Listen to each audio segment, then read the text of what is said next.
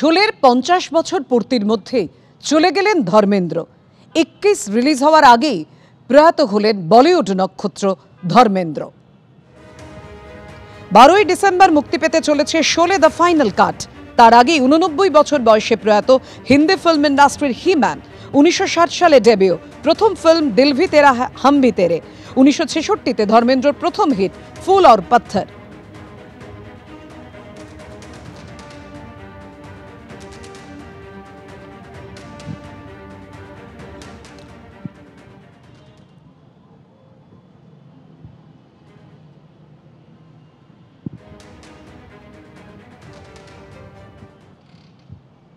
একটা যুগ চলে গেল, একটা ধর্মেন্দ্র একটা যুগ ছিল। প্রিমেশন গ্রাউন্ড আমি গেছিলাম, টানি ওরা এসে আমাকে জড়িয়ে ধরলো, আমি কেঁদে ফেলেছি ওদের জন্য। কারণ আমার সঙ্গে যা সম্পর্ক ছিল ধর্মেন্দ্রের, এটা ছিল একদম ভাইয়ের মতন। 60s-এ ও যখন ইন্ডাস্ট্রিতে বলিউডে এসেছে, আমি অলমোস্ট সেই সময় এসেছি, সব 1-2 বছরের ব্যবধান।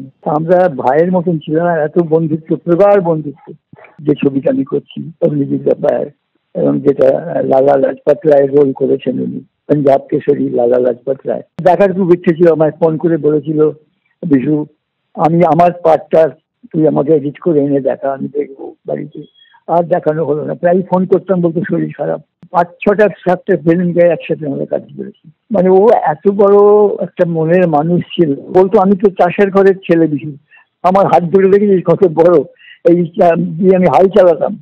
তো সেখান থেকে একটা পাঞ্জাব থেকে একটা লোক এসে বলিউডে এসে জায়গা করে নেওয়া এবং সুপারস্টার হওয়া এবং এত দীর্ঘদিন ধরে এক জায়গায় থাকা, তো ওকে তো আমরা বলতাম যে শের, তুই তো শের, রিয়েল হিম্যান যাকে বলে না, নট অনলি অন স্ক্রিন, ঘরে বাইরে যেখানেও কোনো কিছু অন্যায় দেখলে ধর্মেন্দ্র দাঁড়িয়ে যেত।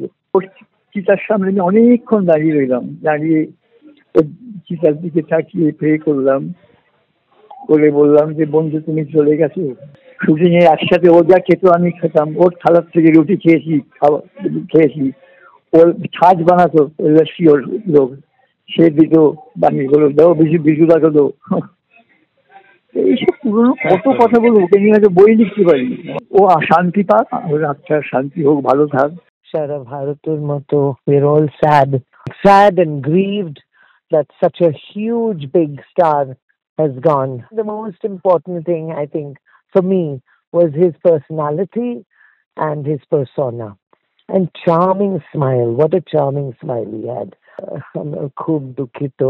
Erokom legacy, I mean, it's too large and too vast for anybody to compete with. Erokom kaaj ja uni chhede geche is very, very difficult for anybody to replicate. May his soul rest in peace.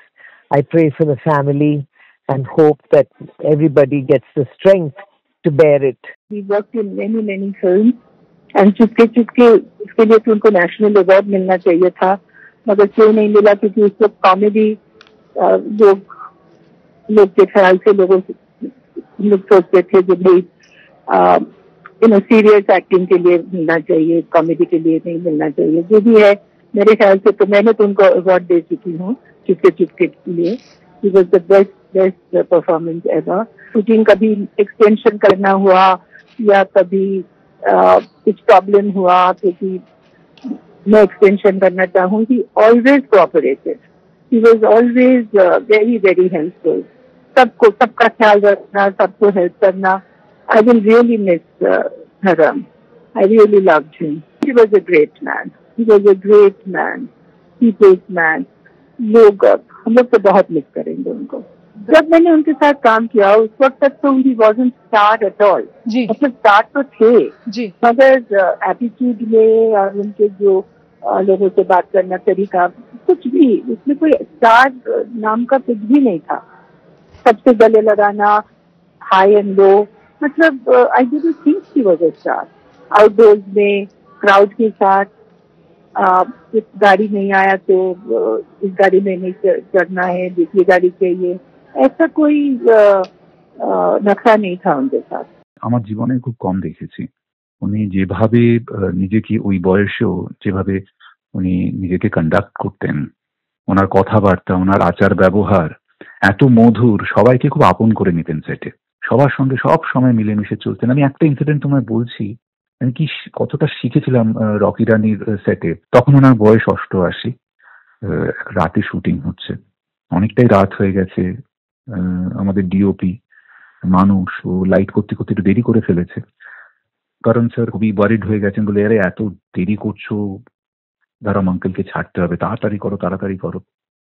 উনি করণ জোহরকে হাত দিয়ে ইশারা করে ডাকলেন, ডেকে বলেন করণ বেটা कोई नहीं मैं इंतजार कर रहा हूं। তখন বাজে 11:30। উনি কিন্তু অপেক্ষা করলেন 12টা 12:30, এবং কোনো লাউঞ্জ চেয়ারে কোনো ভ্যানে ওরকম নয়, কিন্তু একটা হাতলওয়ালা প্লাস্টিকের চেয়ার। উনি সেটে বসে আছেন চুপচাপ, মোবাইলও ঘাঁটছেন না, এদিক ওদিক তাকাচ্ছেন, এবং হাত মুখে একটা স্মিত হাসি। শটটা দেওয়ার পর আবার বললেন যে হয়ে গেছে, আরো কয়েকটা শট নেবে তো নিয়ে নাও, কিন্তু আমার কোনো অসুবিধা নেই। কাজের প্রতি ওই সমর্পণ, ওই বয়সে যেখানে আর কিছু নতুন করে প্রমাণ করার নেই, তোমাকে বুঝিয়ে দেবে মানুষ ঠিক ঠিক কোন পর্যায়ে কোন জাতের মানুষ। ভারতবর্ষের সিনেমায় ধর্মেন্দ্রের নামটা always been like a star. উনি শুরু করেছেন সেই ফুল और पत्थर থেকে 60s-এ, আর্লি 60s। সেখান থেকে দাঁড়িয়ে মানুষটা জীবনের শেষ দিন অবধি কাজ করে গেছেন। 300-র উপর ছবি করেছেন। He acted more than 300 films, এবং all kind of films, mainstream, good film, director like Hrishikesh Mukherjee to Ramesh Sippy. Cult একজন অ্যাক্টর, এবং মেইন স্ট্রিম সিনেমার হিরো বলতে আমাদের চোখের সামনে ধর্মেন্দ্র আঙ্কেলের নামটা এসেই যায়। এত মিষ্টি একটা মুখ, এত মিষ্টি একটা হাসি। হি ওয়াজ আ ওয়ান্ডারফুল পারসন, এবং আমি ব্যক্তিগতভাবে ওনার সঙ্গে ছোটবেলায়ও মিট করেছি, বড় হয়েও বেশ কয়েকটা পার্টিতে মিট করেছি। হি ওয়াজ আ ভীষণ অ্যাফেকশনেট একজন মানুষ। টাইম টু টাইম নিজেকে চেঞ্জ করেছেন ধর্মেন্দ্র। এটা একজন অভিনেতা হিসেবে ভীষণই কঠিন। ওনার কাজের মাধ্যমে উনি বেঁচে থাকুন আমাদের মধ্যে। মোহিনী বলে একটা ফিল্ম করেছিলাম আমরা অনেক আগে, তখন হেমাজি ডিরেক্ট করেছিলেন। ওই সময় ধরমজির সাথে আমার দেখা হয়েছিল, এবং উনি হেমাজি আমাকে পরিচয় করিয়েছিলেন। তারপরেও আমার ধরমজির সাথে একটা যুক্ত দেখা হয়েছে বিভিন্ন অকেশনে। ওনার ইমেন্স কন্ট্রিবিউশন, যা যা ছবি করে গেছেন, সব থেকে হ্যান্ডসাম হিরো ওনাকে বলা হতো, এবং রিসেন্টলিও করণ জোহরের এই মুভিটাতে ওনাকে দেখে এত ভালো লাগতো যে এত বয়স হয়ে যাওয়ার পরও ওনার যে ভেতরে যে এতটা প্রাণ আছে, এতটা উদ্দীপনা আছে একটা ভালো কাজ করার। আগের কাজগুলো তো কোনো কথাই নেই, চুপকে চুপকে আমার ফেভারিট, শোলে আমার ফেভারিট। ধরমজিকে স্যালিউট, ধরমজিকে অনেক অনেক সম্মান জানাই, কারণ ওনার মতো একজন মানুষ আমাদের ইন্ডাস্ট্রিকে অনেক অনেক কিছু দিয়েছেন, অনেক প্রাণ দিয়েছেন। খুব একজন খুব জলি একজন অ্যাক্টর ছিলেন, আর উনি এই ছবিতেই থাকতেন, সেই ছবিতে কোথাও যেন একটা প্রাণ সঞ্চার হয়ে যেত। উনি যেখানেই থাকুন, ভালো থাকুন এবং শান্তিতে থাকুন। এবিপি আনন্দ এগিয়ে থাকে, এগিয়ে রাখে।